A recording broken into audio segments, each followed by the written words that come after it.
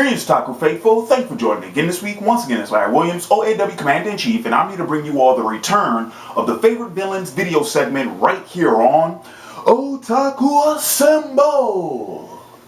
Weekly and finally here to bring you all a brand spanking new Favorite Villains video. Now, in my previous video, I discussed my favorite hero and overall favorite character from the Avatar: The Last Airbender series. So in this video, I'm going to go ahead and take a few moments to discuss my favorite villain from the series, and that's none other than Azula, Princess of the Fire Nation. Now, there are several reasons why Azula is my favorite villain from the entire series, and I think that a lot of credit has to be given for a character who isn't even considered to be the primary antagonist of the series. That belongs to her father, Fire Lord Ozai, but as I mentioned in my anime favorites, Avatar: The Last Airbender video, I discussed how Ozai, of all the main characters, is the least developed, and that's pretty much because he's a shadow villain. He's in the background for the majority of the series. We don't even see his face until the season 3 premiere, and he doesn't really get involved in the action until the finale. But Azula, on the other hand, Azula, who's only been mentioned either once or twice in the first season, and then she doesn't even premiere until the season 2 premiere, Azula accomplishes so much in such a short period of time in the series and makes such an impact in her own right. I would even argue that she should be considered the main antagonist of the series. So, just briefly, I'm going to go ahead and run down a list of Azula's accomplishments in just 2 seasons, which she's able to accomplish in 41 episodes. So, as soon as she's appointed that she has to go ahead and capture the Avatar, not only does... Oh, and she also has to hunt down Zuko and Iroh. Let's not forget that either, because by the end of season 1, after they turned on Admiral Zhao, they were considered enemies of the Fire Nation and they were war criminals. So she finds Zuko and Iroh in no time. She manages to track down Aang and his team several times in the chase episode, which is their first encounter with each other. And then she's able to hold them off throughout the majority of the second season. Then, let's see, what else do we add to her list? She's able to defeat the Kyoshi warriors. Then her, Mei, and Ty Lee disguise themselves as the Kyoshi warriors and infiltrate Ba Sing Se. Then she's able to take out the agents within Ba Sing Se and get them to work for her.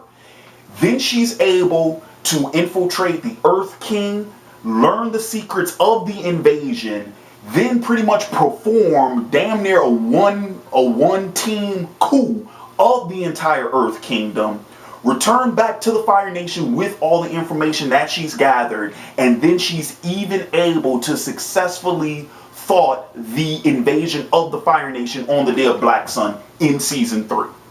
10 accomplishments that she's able to do, and actually, as of the Day of Black Sun invasion of the Fire Nation, that's only halfway through season 3. Okay, even in the second half of season 3, she was still able to keep Aang and the rest of the team off balance, and Zuko himself.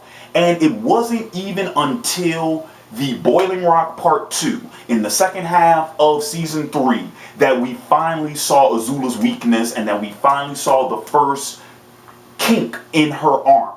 And I'll get into a little bit more detail with that later in this video. So, like I said, major things that Azula is able to accomplish on her own in such a short period of time. And that, I think, is all the credit to her and what she's, the role she plays and what she's able, how formidable of an antagonist she is. Alright, so why else do I like Azula? Okay, so just Azula in it of herself, you know, the qualities that she has, the characteristics that she has. Azula has so many qualities that I love in a good villain. First and foremost, she's smart. She is, and smart, that might be taking it a little bit too lightly. I mean, she is a tactician as good as they come. She's a strategist as good as they come. She is so methodical in everything that she does, and it's because Azula has a fixation with perfection. As soon as we're introduced to Azula in the season 2 premiere, we already see when she's practicing her lightning techniques, and you know, she has that one hair out of line. We already see her obsession with perfection, her obsession with execution, and just as in my previous video, how I discussed how Zuko and his personality, and how, his anger and his passion and his drive, and how all of those things are beautifully illustrated in his firebending. In that same token, Azula, her personality is symbolized so well in lightning, because Azula is actually the first firebender that we get introduced to that can actually that can lightning bend. This is long before we learn of Iroh's ability to do it. This is even before we get to see Ozai do it. And if nothing else, consider this too. Azula's fire isn't even the same color as everyone else's. Azula bends blue fire. Blue fire, that is symbolic of Azula's intensity and her ferocity, because blue fire, that's burning at a higher temperature than regular red fire. So Azula with the blue fire, with the lightning, just those two things, those images are letting us know that this is a character that is very intense and that is very concentrated in terms of what it is that she does. That this whole idea of execution and of preciseness, Azula does that in everything that she does. And I mean, even her level of mental toughness throughout the series. Because here's the thing, Azula doesn't win every battle that she's engaged in. No, in season 2, for a good stretch of season 2, she is actually losing every encounter she has with Aang and the rest of his group. But she has the mental toughness, and she has the fortitude, and she has the grit to keep at it, to keep at it, to keep at it. And then finally, when we start to see all of the pieces that Azula has placed on the board, when we start seeing those things come together, when we start seeing her plan unravel and come to fruition, that's when we learn that, wow, Azula was really 3 steps ahead of everybody, and nobody caught her. Even when they thought they caught her, nobody caught her. So yeah, and she keeps it going. She's very consistent in that. She keeps it going for such a long stretch of the series. And like I said, it's not until the Boiling Rock Part 2 when we finally find out what Azula's weakness is. Now, we do get some hints into her backstory about how, she's the favorite child between her and Zuko. She's Ozai's favorite. She's more of the prodigal daughter, if you will, but she never had that same level of love and admiration from her mother, and that always bothered her. We do find out about that, but it's not until May and Ty Lee, her 2 lieutenants, turn on her in the Boiling Rock Part 2 that we finally see, okay, that was the kink in her armor. That was the weak link in the chain that held Azula together. It's control. Azula practices throughout the entire series, from the very first moment she's introduced, this level of control over what she does and the people she is in charge of. And she uses fear and intimidation in order to exercise that control over them. When her 2 lieutenants and the closest characters that Azula has to being actual friends turn on her, she loses it. She loses it. And by the time we get to the finale, she's completely off her rocker. Once she lost control of her friends, she starts to lose control of her entire operation, and she starts to lose control of herself.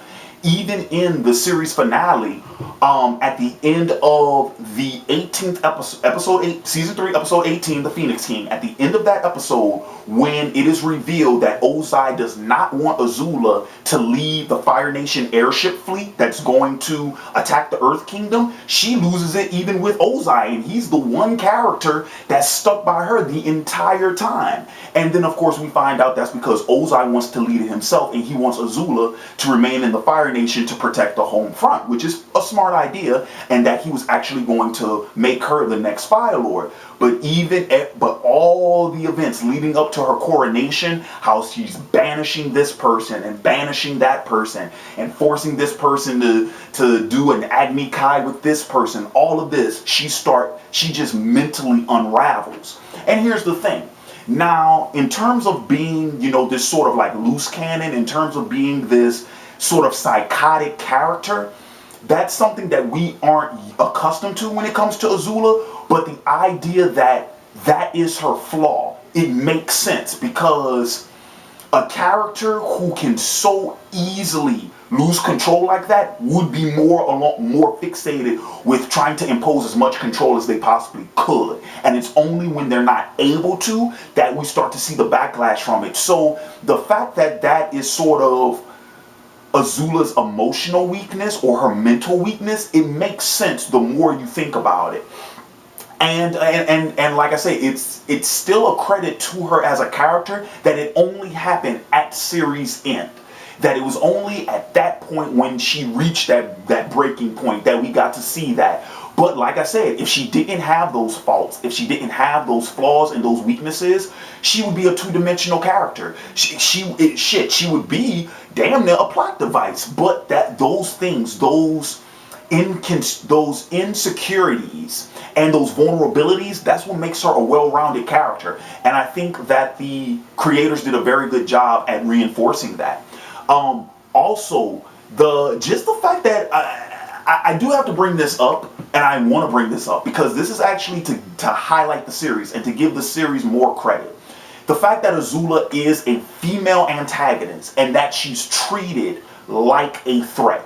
The idea, actually, she's treated even more than a threat. Zuko says it multiple times when they have to go up against Azula, like, do not underestimate her. You know, oh, of course Azula sticks that landing. Of course she survives that fall. Of course she's going to find us. Of course she does this, that, and the other. Because she's, quote unquote, perfect. I love the fact that just because Azula is a girl, that does not make her less formidable.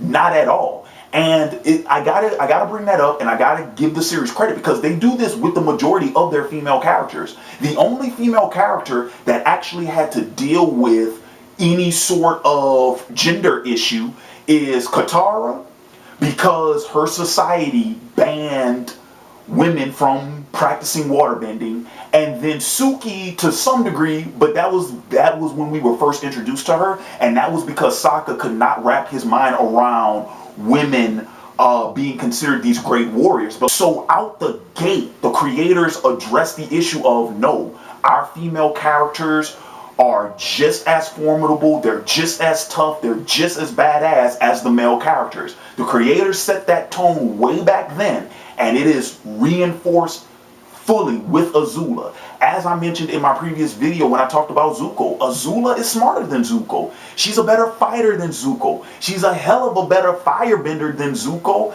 She beat Zuko on so many levels, and once again, going to that final Agni Kai, it's not until she's finally unrattled, when she's finally thrown off her game and Zuko is on top of his, that he's finally able to beat her. And hell, she even had to cheat in order to quote unquote beat Zuko at the end. So, but all of those things, like I said, Azula, such a great character. I really wished more had been done with her with the Legend of Korra series, but then again, the Legend of Korra series was a letdown in so many ways, and that's a discussion for another time. But all in all, so that pretty much is going to wrap up my thoughts on the character. I want to thank all of you all for joining me again this week, and please, in the comments below, leave your thoughts on this character. Let me know your thoughts on some of the other villains that we see in the series. I mean, there were several villains throughout this entire series, but Azula, I think, is the cream of the crop. I think she rises to the top. I think she beats out every other villain that this series introduced. But please, by all means, feel free to share your thoughts in the comments below. Also, like I mentioned in my previous video, Favorite Hero, Favorite Villains, this is a series that originally started out as a viewer-generated segment where my viewers, my fans, my subscribers get to suggest series for me to go ahead and talk about some of my favorite heroes and favorite villains in those respective series. So, like I said, animated series, anime, movies, TV shows, video games, by all means. If you have a series and you'd like to hear me talk about some of my favorite characters from them, please leave suggestions in the comments below. And with that being said, this has been Larry Williams, OAW Commander-in-Chief, signing off, and until next time, peace.